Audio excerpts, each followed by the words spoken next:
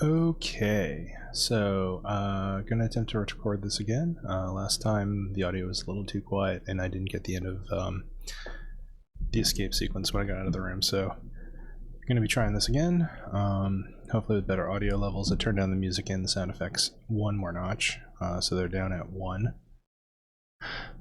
And we're gonna play Zero Escape, the Nonary games. 999, which is 9 hours, 9 persons, 9 doors. A game that was originally on the Nintendo DS. In fact, I think it is one of the best Nintendo DS games. It uses the platform to its fullest, and I have not played the game on PC or any platform other than the original on DS, and so this is going to be a rather interesting experience. Yeah, let's get started. This is one of the games that got me into visual novels as a concept. From here I played other ones like Steins Gate and Danganronpa, but I still think this is the best. So click to save, and by click I mean press a button on the controller, because I'm using a controller and not the mouse. Yes, I'm sure I want to save. We're doing the prologue. Game is fiction only. Oh yeah. 2 minutes to play. Novel and adventure. You can switch in and out interchangeably. So yeah, that little thing right there is an explanation of how the game was originally on 2 different screens simultaneously on the Nintendo DS. And the 2 screens did present somewhat different information that becomes very relevant to what's going on. So if you see me flicking back and forth between the 2 modes, which would be on the original platform, the 2 screens, you'll understand why.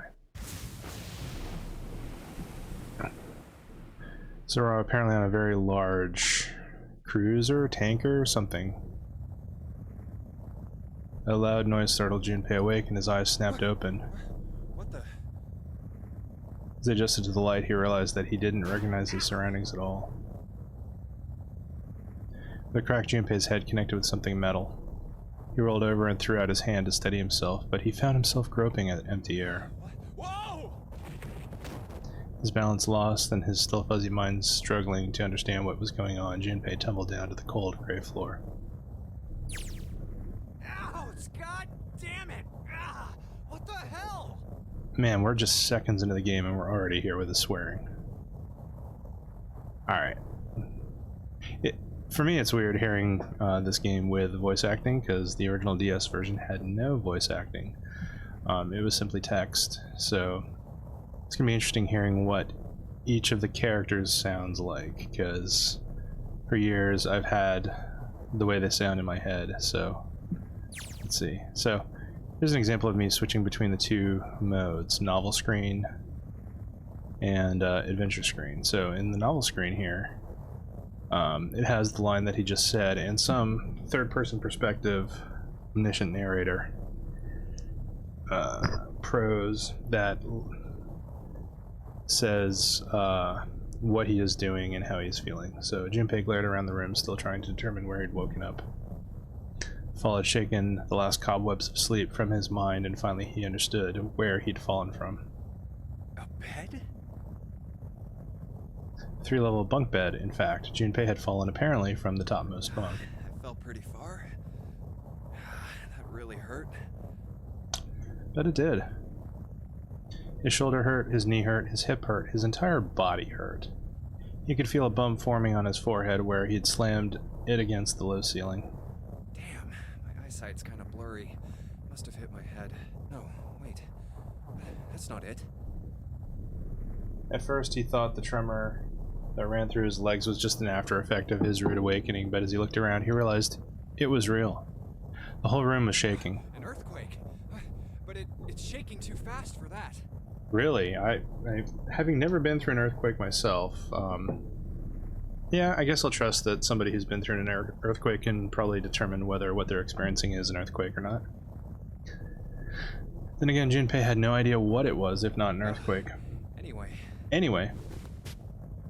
Junpei rubbed the growing bump on his head and gingerly climbed to his feet. His balance regained, he finally took his first good look around the room and muttered to himself. Where am I?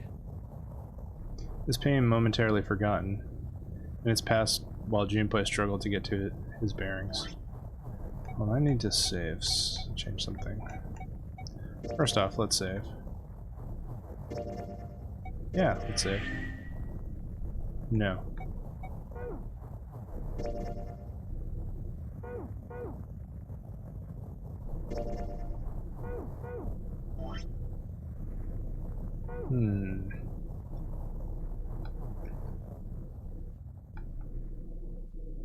This passed while Junpei struggled to get to his bearings, and then as suddenly as they'd begun, the tremor ceased. Wait, it stopped? Cold silence fell over the room. From somewhere far away, Junpei could hear the sound of metal squeaking. What's that sound? What is that sound?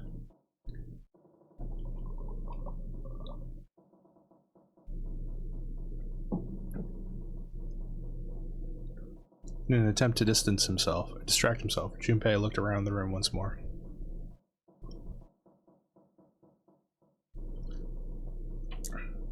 There was a stove that looked more antique than functional.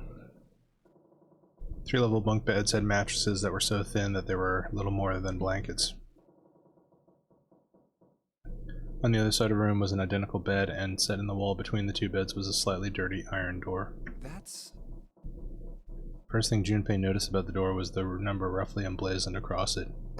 On the surface of the door, in red paint, someone had written 5. 5? Yes, that's right, Junpei 5. What's this 5 mean? Suspicious and still utterly confused, Junpei approached the door slowly. Standing at last in front of the door, Junpei grabbed hold of the L-shaped handle. A push yielded no movement, and the pulse the same result.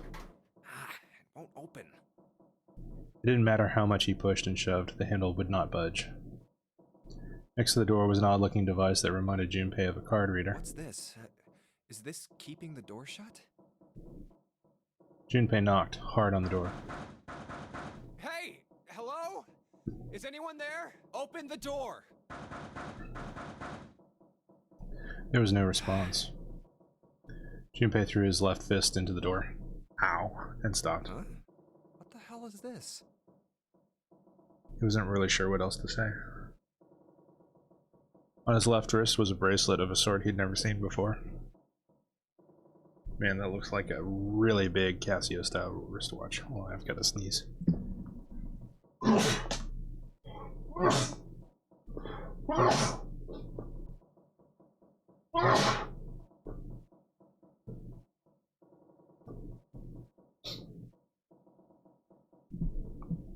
Excuse me.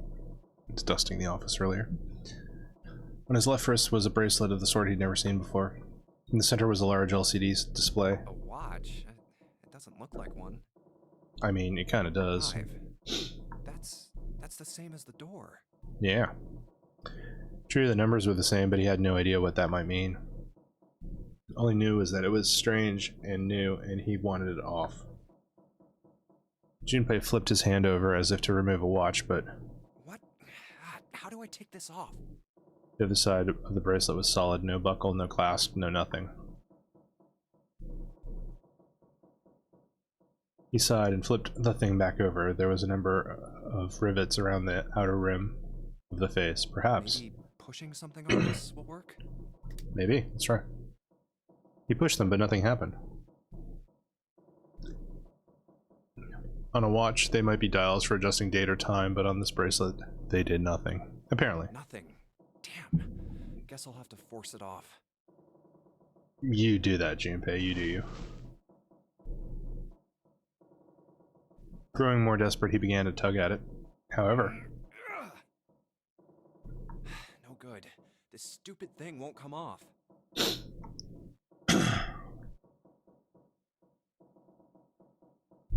A steel ring ran from the face, around Junpei's wrist, and back into the face. He wouldn't be pulling the bracelet off anytime in the near future. What the hell is the deal with this thing? Frustration and desperation were beginning to mix as the reality of the situation began to dawn fully on Junpei. So much was happening and none of it made sense. Junpei felt as though he were about to explode. Where am I? Where are you? And why the hell am I here? Why? Why? What the hell happened to me? My head. Pain bloomed, but he did his best to shake it off. He raised his head. Huh. It was at that moment he noticed the window. The window was round, rimmed with riveted brass, like a window from an early 20th century ship. Am I on a ship? Are you on a ship? Junpei walked slowly toward the window. He could see nothing beyond but thick, impenetrable darkness. I can't see anything. If only it wasn't so dark outside. If only. Junpei squinted, trying to see something, anything. It was at that moment. Huh? Uh-oh. What the? Oh, you gotta be kidding me. No, I am not kidding. What the hell is going on here? A cracking window. That ain't good. The crack split the glass of the window, and for a moment Junpei stared at it. Then the window burst and water began pouring into the room. God damn it! Man, so much swearing. Junpei yelled and spun around. His feet slipping on the water already coming through the window, he ran for the door. Hey! Anyone! Is anyone there? Come on! If you're there, say something! There was no reply. As Junpei screamed and pounded on the door, the water began to rise. It was now ankle deep on the floor and rising quickly toward his knees. It's not stopping. Not good. Not good at all. I need to find a way out, and fast. Junpei ran a hand across his forehead, brushing the sweat out of his eyes, and looked around the room.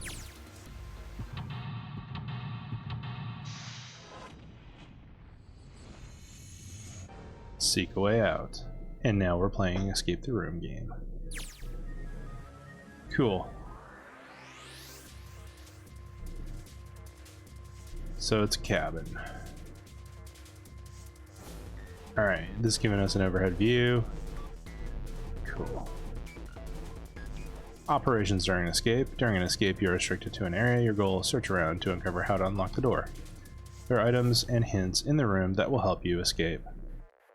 Use the cursor to select a location you find suspicious to search the room. Use left bumper or right bumper to walk around the room. Left stick controls. Move the left stick during an escape to use the cursor. Press X to speed up the movement. Press A to search where the cursor is placed. First, we're going to look up here because it looks like there's stuff up here. About items. Once you've obtained an item, you'll be able to go to the item on the screen. Pressing Y will take you to the item screen. Cool. Looks like some kind of cipher, so it looks like we got two colors. Red and blue. For the red side, we have a northwest triangle filled. We have an empty southeast triangle. Then we have a blue southwest triangle filled, and then a northeast triangle unfilled. So that'll serve us probably in the future. Alright. When you close the item screen, the last selected item will be in hand. So if I hit the up on the D-pad, I will switch things that are in hand. If you hold an item while investigating the room, you may trigger a reaction. Try switching out items in hand and search different places. Press blah to quickly change between items. I have no other items, so let's look at this guy. Oh man, there's some screws on the back. Yeah, let's wait till we find a screwdriver. There's nothing hidden in the sink. It's the only drain in the room. Not fast to drain the water coming in through the window. Nothing on the shelf. Towel next to the sink. Alright, we got water just keeps pouring in. It's like a waterfall. I don't think shoving something into the window is going to stop the water. In other words, if I don't want to die, I need to find a way out of this room. I have to figure this out. Alright.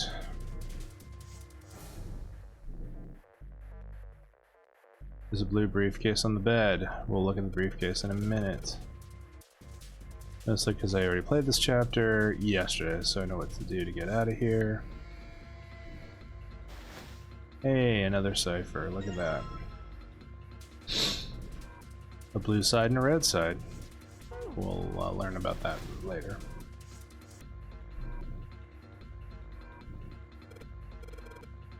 Nothing in that one. Alright, let's look at the bed up there.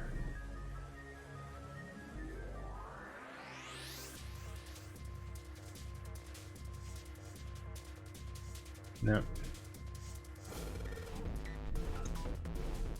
Alright. Mirror. Key taped to a mirror. Small red key. Probably hold on to this key. Junpei grabbed the key and shoved it into his pocket. He intended to leave immediately, but something stopped him. His reflection stared back at him from the mirror, but he had scarcely recognized himself. What's up with my face? I don't know, it's looking a little haggard. His confusion was well justified. Like a zombie. His face was drawn and pale, and the dark circles under his eyes made him look as though he were nearly dead. Man, what the hell happened to me? What the How hell did I happened? end up here? I left work, headed back to my apartment, and Even as he said it, something in his mind opened and a memory bobbed to the surface. It was the last thing Junpei remembered before waking up in the strange room.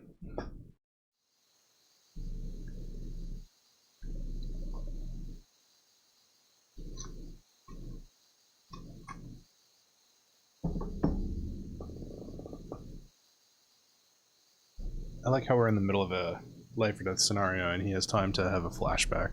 It was past midnight when he came home. Junpei shuffled up the stairs and opened the door to apartment 201. Inside was his apartment, a small one-bedroom affair that ran him about $630 a month. Considering the game came out in 2009, $630 a month was more of a chunk of change, and now in 2020 dollars, man, $630 a month for a one-bedroom affair? That's awesome. Anyway, he moved into it when he entered college, but so far he'd been there for 3 years and 7 months. not like anyone will respond. And why say it? He stepped inside and turned on the lights. The fluorescent lights on the ceiling blinked and flickered slowly to life as if waking from a deep slumber. This is probably why you look like a haggard zombie. You have fluorescent lighting. Man, work was rough today. Their cold light illuminated the landscape he'd come home to so many times before. Everything was as he had left it. Magazines piled up in the corner, the textbooks collecting dust, the CD cases covering the floor. Man, CD cases. This is a mid-2000s game. The jeans and the t-shirt he'd worn the day before, then tossed on the floor. There's one thing that didn't belong, however. Huh? A breeze. The white curtain framing his window swayed gently in the cold wind. That's weird. Did I leave that open? Did you leave it open? Junpei walked toward the window, trying to remember if he'd closed it or not before he'd left. One of the panes was hanging open. He stuck his head out and looked around. Everything looks okay. I must have forgotten to close it. He closed the window. Then it happened. A Jawa. No, Junpei turned and found himself face to mask with a man dressed all in black. Nice. The man wore a deep hood and a bulky gas mask. His face was entirely hidden. Who were... Suddenly he couldn't finish. Junpei tried to yell, but all he could manage was a strangled croak. It's pretty good. I can't... What can't you do? Junpei collapsed onto the floor, a crumpled heap of limbs like a discarded puppet. Too late, he noticed the white smoke that was quickly filling his apartment. A small object shaped distressingly like a grenade sat at the floor in front of his face, hissing. The white smoke poured out of it at an incredible rate. The smoke had grown so thick that the details of Junpei's apartment began to fade into a white haze. He could feel his mind begin to fade as well, a white haze that was not the smoke creeping into the edges of his vision. Consider this a privilege. You have been chosen. It's pretty cool hearing this voice. Rasping voice wormed its way out of the gas mask. I wouldn't call that rasping. It was cold and harsh and distorted in some way Junpei couldn't put his finger on. You are going to participate in a game. The Nonary game. It is a game where you will put your life on the line. Yeah. That was the last thing Junpei remembered. The white smoke overpowered him, the masked man faded from his vision, and he felt consciousness fall away into the white mist. That's right. That guy with the gas mask. That son of a bitch must have taken me here. When I get my hands on him... What are you going to do, Junpei? He ground his teeth in frustration and strained to remember anything about his attacker's figure. Well, I guess there's no way to know if that was a man or not. Fair point. The voice had been cold and mechanical, likely passed through a voice changer, and the body had been covered in a thick cloak. Just who was that? They said, you have been chosen. What might it mean? That was beyond him. What the hell is going on? Why me? There was only one thing from his memory that seemed important. You are going to participate in a game, the Nonary game. It is a game where you will put your life on the line. Sounds lovely. The Nonary game. Huh. Nonary game, Nonary game. What the hell is a Nonary game? God damn it! It's a game based on the number 9. The yellow Junpei drove his fist into the mirror. Did he break it? No. Alright, let's get out of here. Alright. We need to examine here.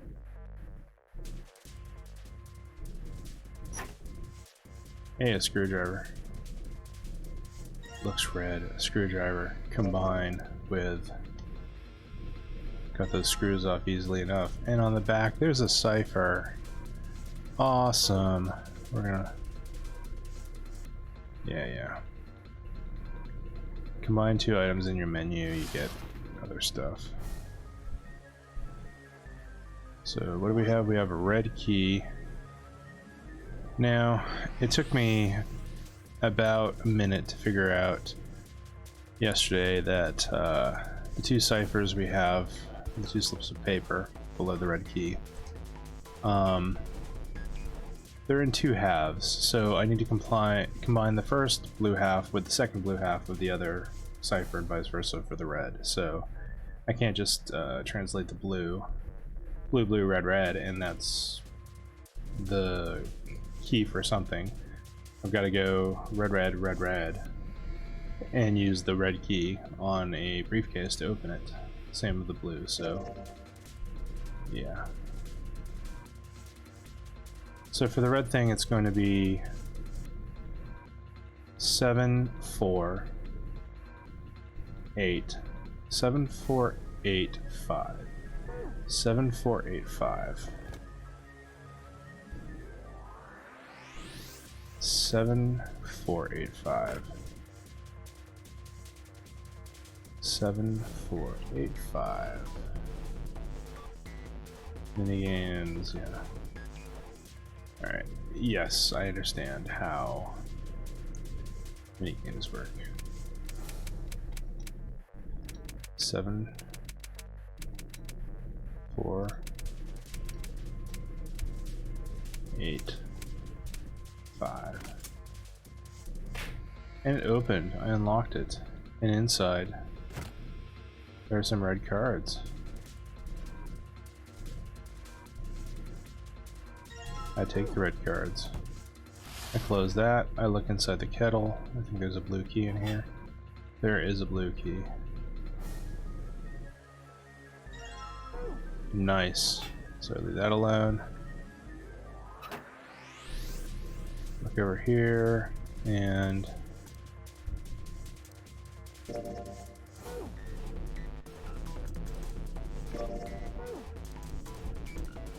I'm gonna be doing blue, but let's see.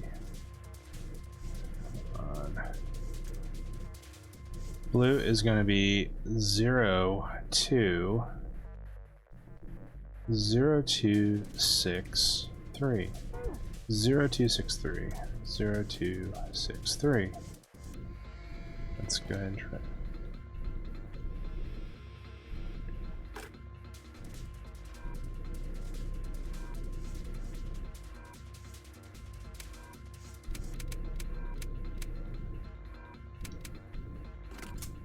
Hey, look at that. Alright, let's open it up. Hey, it's a folio.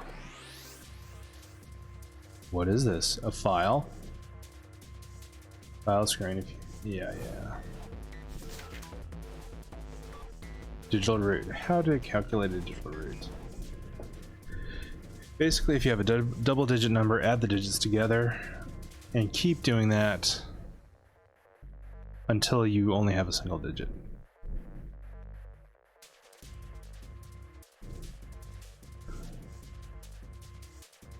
Six plus 7 plus 8 would be 21. Add 2 and 1 together and you'd have 3. Therefore, the digital root of 6, 7, 8 is 3. Digital root of 1, 2, 3, 4 would be, let's see, 3 plus 3. That would be 10, so 1 plus 0 would be 1. Yeah. The digital root of 1, 2, 3, 4 is 1. Keep adding numbers until I get a single digit number. Thank you for succinctly putting that, Junpei. Looks like there's something on the back of this thing. A notebook, a pen, a calculator, and a stack of key cards, huh? Hey, I got some key cards. 6, 7, 8. Does that mean something? Red key cards. Can I combine those? No. No. New material has been added to the file screen. I'm sure it has. Calculator.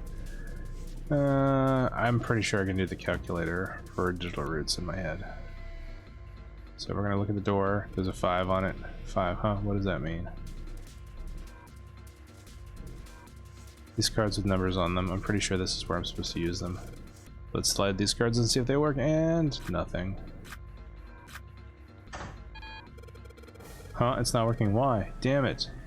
That's not right. I still have cards left I haven't used. I think I have to use both kinds of cards. Damn it, not again. There aren't any more cards in here. Well, I've only got one other hint. Of course, the files. The file said something about digital root, so digital root. Huh, what am I supposed to do with? There's a 5 on that door. Do I have to get a 5? Not really sure about this. Whatever, it's worth a shot. So if I get a 14, 1 plus 4 is 5. So I just need some stuff that adds up to 14. So 6, 7, and 1 should give me a 14.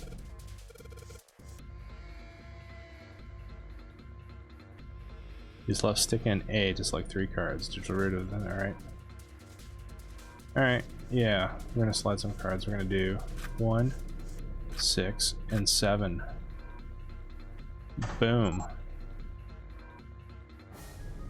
Alright, I think this is gonna work. Here we go. That's a new noise, huh? Did you just unlock? Well, that light was red and now it's blue. No doubt about it. There's nothing keeping me in here now. Time to go.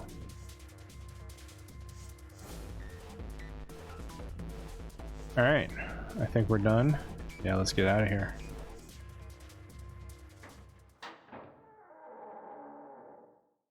Pre-rendered graphics. You found it. Alright. Back to the novel screen. Junpei goes. Covered by a wall of angry water, Junpei shot out of the room and into the opposing wall. Ow! Ow! Yeah. The water tossed and turned him like a washing machine, and he only stopped rolling when he hit his head on the wall. Oh. My head. Wait. Poor Junpei. Is it over? The room. Whew. That felt too much like being flushed down a toilet. Damn.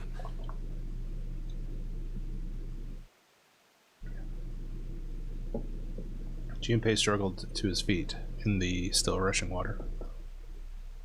Well, better than drowning, I guess.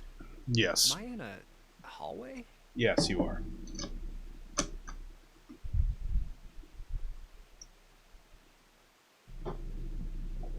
The water that had followed him out of the room was rapidly pouring out of the door. It flowed quickly down the hallway and slammed into the foot of the short flight of stairs. There's 5 steps, in fact, and at the top of the short staircase. A door.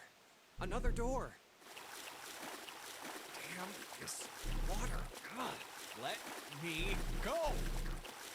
Junpei leapt up the stairs straight for the door. Oh, yes, it opened. Door burst open and Junpei exploded out of it, only to freeze in his tracks. What other possible response could there have been to what he saw? What? What the hell? And we're going to stop it there. We'll pick this up next time. So that is the first escape sequence in 999. A really awesome game. The game that got me into visual novels. And I think it has some really interesting storytelling mechanics. And the scenario itself is pretty intriguing, so I hope you all enjoyed that. I'm going to go ahead and upload this, but I hope it turned out well, and I hope to see you all next time. Alright, take care. Bye.